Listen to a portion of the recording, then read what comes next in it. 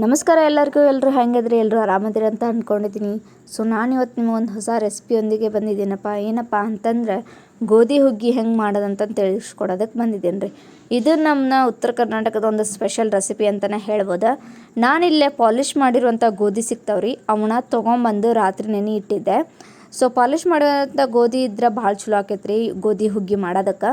ಹಾಗಾಗಿ ಪಾಲಿಷ್ ಮಾಡಿದ ಗೋಧಿನ ರಾತ್ರಿ ನೆನೆ ಇಟ್ಟು ಮುಂಜಾನೆ ತೊಳೆದು ಅದನ್ನು ಕುಕ್ಕರ್ನಾಗ ಬೇಯಿಸಾಕಿಡ್ಬೇಕಿತ್ತು ರೀ. ಸೊ ತೊಳೆದ ರೀ. ಯಾವ ರೀತಿ ಅಂತಂದ್ರೆ ಇದು ಅಳತಿ ನಿಮ್ಗೆ ಹೇಳ್ತೀನಿ ರೀ.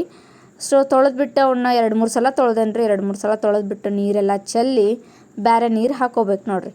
ಅದಕ್ಕಿಂತ ಮುಂಚೆ ಯಾರೆಲ್ಲ ನೀವು ಫಸ್ಟ್ ಟೈಮ್ ನನ್ನ ವೀಡಿಯೋನ ನೋಡ್ತಾ ಇದ್ದೀರಾ, ದಯವಿಟ್ಟು ಸಬ್ಸ್ಕ್ರೈಬ್ ಮಾಡಿರಿ, ಲೈಕ್ ಮಾಡಿರಿ, ಶೇರ್ ಮಾಡಿರಿ, ಹಾಗೆ ನಿಮ್ಮ ಫ್ರೆಂಡ್ಸ್ ಜೊತೆ ಹಂಚ್ಕೊಳ್ರಿ. ಮತ್ತು ಹಾಗೆ ನಮಗೆ ಸ್ವಲ್ಪ ಸಪೋರ್ಟ್ ಮಾಡಿರಿ ಅಂತ ಕೇಳ್ಕೊತಾ ಇದ್ದೀನಿ.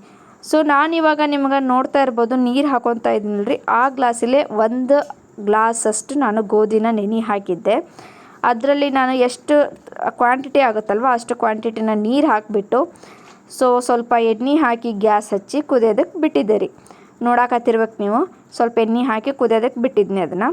ಅದಾದಮೇಲೆ ಅದನ್ನು ಕುದಿಯೋಕೆ ಬಿಟ್ಟು ಇಲ್ಲಿ ಸ್ವಲ್ಪ ನಾನು ರವೆ ಅಂತಾರಲ್ರಿ, ಬೇಸನ್ ರವೆ ಅಥವಾ ಉಪ್ಪಿಟ್ಟು ರವೆ ಅಂತಾರಲ್ರಿ, ಆ ಉಪ್ಪಿಟ್ಟು ರವೆನ ಇಷ್ಟು ಬೌಲಲ್ಲಿ ಅಂದರೆ 1 ಬೌಲಷ್ಟು ನಾನು ರವೆನ ನೆನೆ ಹಾಕಾಕತ್ತೇನೆ ರೀ. ಸ್ವಲ್ಪ ಜಲ್ದಿ ಏನು ನೆನೆ ಹಾಕಬೇಡ್ರಿ, ಅದು ಕುದಿಯೋಕೆ ಇಟ್ಟಾಗ ಸ್ವಲ್ಪ ನೆನೆ ಹಾಕ್ರಿ. ಒಂದು 5 ನಿಮಿಷ ನೆನೆದ್ರೆ ಸಾಕು. ಸೊ ನೋಡಾಕತ್ತಿರ್ಬೋದು ನೀವು, ಈ ರೀತಿ ನೆನೆ ಹಾಕಬೇಕು. ಮತ್ತು ಯಾವುದಾದ್ರೂ ಉತ್ತರ ಕರ್ನಾಟಕದ ರೆಸಿಪಿ ಬೇಕಂದ್ರೆ ದಯವಿಟ್ಟು ಕಮೆಂಟ್ ಬಾಕ್ಸಲ್ಲಿ ತಿಳಿಸ್ರಿ, ಸಾಧ್ಯವಾದಷ್ಟು ನಾನು ನಿಮ್ಗೆ ತಿಳಿಸ್ಕೊಡ್ತೇನೆ. ಸೊ ಇವಾಗ ನಾನು ಕುಕ್ಕರ್ನ ಮುಚ್ಚಿ ನಾನು ಸೀಟಿ ಹೊಡೆಯೋದಕ್ಕೆ ಬಿಟ್ಟಿದ್ದೆ. ಅಪ್ಪ ಅಂದರೆ ಒಂದು 12 ಸೀಟಿ ಆದರೆ ಭಾಳ ಚಲೋ ಆಕೈತ್ರಿ. ಹಾಗಾಗಿ ಜಾಸ್ತಿ ಸೀಟಿನ ಹೊಡೆಸ್ಕೊಳ್ರಿ, ಯಾಕಂದರೆ ಸ್ವಲ್ಪ ಜಾಸ್ತಿ ಕುದ್ದಷ್ಟು ಗೋಧಿ ಹುಗ್ಗಿ ಮಸ್ತಾಗೆ ಬರ್ತೈತ್ರಿ. ಹಾಗಾಗಿ ಸೊ ಸೀಟಿ ನಾನಿಲ್ಲಿ ಇವತ್ತು 10-12 ಸೀಟಿ ಹೊಡೆಸಿದ್ದೆ. ನೋಡ್ತಿರ್ಬೋದು ನೀವು ಯಾವ ರೀತಿ ಕುದ್ದಿದೆ ಅಂತಂದು. ಸೊ ನೀರೆಲ್ಲ ಇರಲಿಲ್ಲ, ಹಾಗಾಗಿ ನಾನು ಸ್ವಲ್ಪ ನೀರು ಹಾಕ್ಕೊಳ್ತಾ ಇದ್ದೀನಿ. ಬಿಸಿ ನೀರು ಕಾಸೋಕ್ಕೆ ಇಟ್ಟಿದ್ದೆ, ಸ್ವಲ್ಪ ಬಿಸಿ ನೀರು ಹಾಕ್ಕೊಂಡು ಈ ರೀತಿ ಮಾಡ್ಕೊಳ್ಳಿ. ಈ ರೀತಿ ಮಾಡ್ಕೊಂಡ್ಮೇಲೆ ಇದನ್ನು ಕುದಿಯೋದಕ್ಕೆ ಬಿಡ್ರಿ. ನೋಡಕತ್ತಿರ್ಬೋದು ನೀವು, ಕುದಿಯೋಕೆ ಬಿಡ್ಬೇಕ್ರಿ ಸಪ್ರೇಟಾಗಿ. ಮತ್ತೆ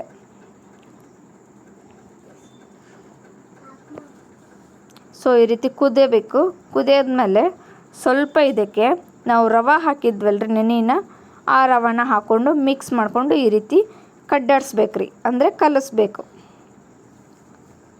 ಅದನ್ನು ಹಂಗೆ ಬಿಡಬಾರ್ದ್ರಿ, ಹಂಗೆ ಬಿಟ್ವಿ ಅಂದರೆ ತಳ ಹತ್ಕೊತೈತಿ. ಹಾಗಾಗಿ ಹಂಗೆ ಬಿಡಕ್ಕೆ ಹೋಗ್ಬೇಡ್ರಿ.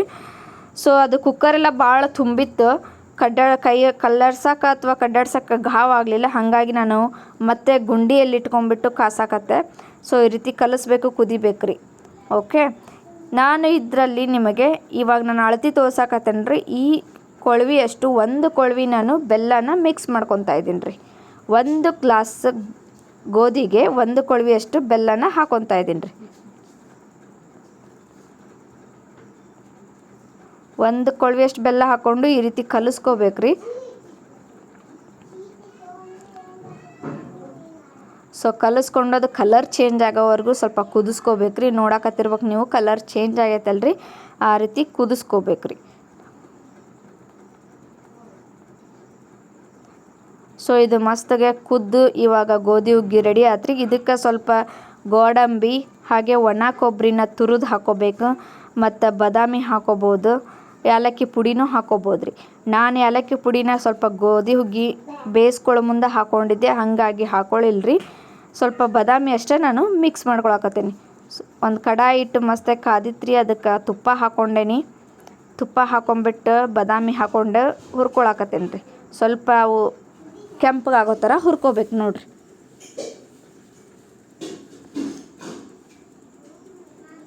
ಈ ರೀತಿ ಎಲ್ಲ ಕಡ್ಡಾಡಿಸ್ಕೊಂಡು ಸ್ವಲ್ಪ ಕೆಂಪಗಾಗೋ ಥರ ಹುರ್ಕೋರಿ.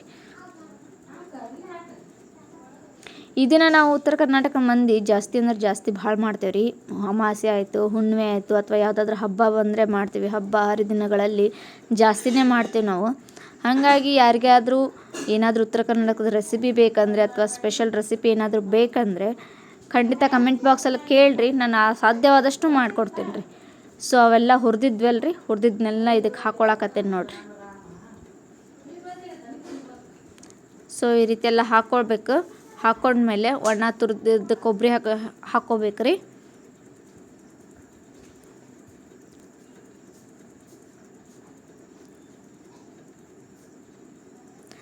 ಸೊ ಇವತ್ತೆಲ್ಲ ಕೊಬ್ಬರಿ ಎಲ್ಲ ಹಾಕ್ಕೊಂಡು ಬಾದಾಮಿ ಹಾಕ್ಕೊಂಡು ಮಿಕ್ಸ್ ಮಾಡ್ಕೋಬೇಕ್ರಿ. ಮಿಕ್ಸ್ ಮಾಡ್ಕೊಂಡ್ಮೇಲೆ ಗೋಧಿ ಹುಗ್ಗಿ ತಿನ್ನಾಕ ಬಿಸಿ ಬಿಸಿಯಾಗಿ ರೆಡಿ ಆಕೈತ್ರಿ. ಇದನ್ನು ನೀವು ನಾರ್ಮಲ್ ಹಾಲು ಇರ್ತಾವಲ್ರಿ, ಎಮ್ಮೆ ಹಾಲು ಅಥವಾ ಆಕಳದ ಹಾಲು ಅದರಲ್ಲಾದರೂ ತಿನ್ಬೋದು. ಇಲ್ಲಪ್ಪ ಅಂತಂದರೆ ನಿಮಗೆ ಟೈಮ್ ಇದ್ದರೆ ಕೊಬ್ಬರಿ ಹಾಲು ಮಾಡ್ಕೋಬೋದು ರೀ. ಮನ್ಯಾಗ ಹಸಿ ಕೊಬ್ಬರಿ ಇರ್ತೈತಲ್ರಿ, ಹಸಿ ಕೊಬ್ಬರಿ ಹಾಲು ಮಾಡ್ಕೋಬೋದು, ಅದರಲ್ಲಿ ಸಹ ತಿನ್ಬೋದು. ಆಲ್ಮೋಸ್ಟ್ ನಮ್ಮ ಸೈಡ್ ಅಂದರೆ ನಮ್ಮ ಮನೆಯಲ್ಲಿ ನಾವು ಗೋಧಿ ಹುಗ್ಗಿ ಮಾಡಿದರೆ ಕೊಬ್ಬರಿ ಹಾಲು ಹಾಕ್ಕೊಂಡ್ಬಿಟ್ಟೆ ತಿನ್ನೋದು. ನಾರ್ಮಲ್ ಹಾಲ್ಗಿಂತ ಕೊಬ್ಬರಿ ಹಾಲು ಭಾಳ ಟೇಸ್ಟ್ ಬರ್ತೈತೆ ರೀ. ಸ್ವಲ್ಪ ಗಟ್ಟಿಯಾಗಿದೆ ಅಲ್ರಿ, ಹಾಗಾಗಿ ಹಾಲನ್ನ ಜಾಸ್ತಿ ಹಾಕ್ಕೊಂಡು ಮಿಕ್ಸ್ ಮಾಡಿಕೊಂಡು ತಿನ್ನಾಕತ್ವಿ ಅಂದ್ರೆ ಬಿಸಿ ಇದ್ದಿದ್ದಾಗ ಮಸ್ತ್ ಅಂದ್ರೆ ಮಸ್ತ್ ಟೇಸ್ಟ್ ಬರ್ತೈತೆ ರೀ. ಸೊ ನೋಡ್ತಾ ಇರ್ಬೋದು, ಇದು ನಾನು ಇವಾಗ ನಿಮಗೆ ತೋರ್ಸಾಕತ್ತಿದ್ದು ಕೊಬ್ಬರಿ ಹಾಲು ರೀ, ಹಸಿ ಕೊಬ್ಬರಿ ಹಾಲು. ಸೊ ಈ ರೀತಿ ಎಲ್ಲ ಹಾಕ್ಕೊಂಡು ಸ್ವಲ್ಪ ತುಪ್ಪ ಹಾಕ್ಕೊಂಡು ತಿನ್ನಾಕತ್ವಿ ಅಂದ್ರೆ ಟೇಸ್ಟ್ ಭಾರಿ ಅಂದ್ರೆ ಭಾರಿ ಬರ್ತೈತೆ ರೀ. ಒಂದು ಸಲ ಮನ್ಯಾಗ ಟ್ರೈ ಮಾಡಿರಿ, ಟೇಸ್ಟ್ ಹೆಂಗಾಗೈತೆ ಅಂತಂದು ಕಮೆಂಟ್ ಬಾಕ್ಸಲ್ಲಿ ತಿಳಿಸ್ರಿ. ಯಾಕಂದ್ರೆ ಇವಾಗ ರಜೆ ಐತಿ, ಮನ್ಯಾಗ ಮಕ್ಕಳು ಸ್ವೀಟ್ ತಿನ್ನಂಗಿಲ್ಲ ಮೊದ್ಲ, ಹಾಗಾಗಿ ಅವ್ರಿಗೆಲ್ಲ ಈ ರಜೆ ಟೈಮಲ್ಲೇ ನಾವು ಕುಂದಿರಿಸ್ಬಿಟ್ಟು ಸ್ವೀಟ್ ತಿಂದರೆ ಮುಂದೆ ಕಲಿತಾರೆ. ಸೊ ಮತ್ತೊಂದು ಹೊಸ ರೆಸಿಪಿಯೊಂದಿಗೆ ಬರ್ತೇನೆ ರೀ. ಅಲ್ಲಿವರೆಗೂ ದಯವಿಟ್ಟು ಸಬ್ಸ್ಕ್ರೈಬ್ ಮಾಡಿರಿ. ನಮಸ್ಕಾರ ರೀ.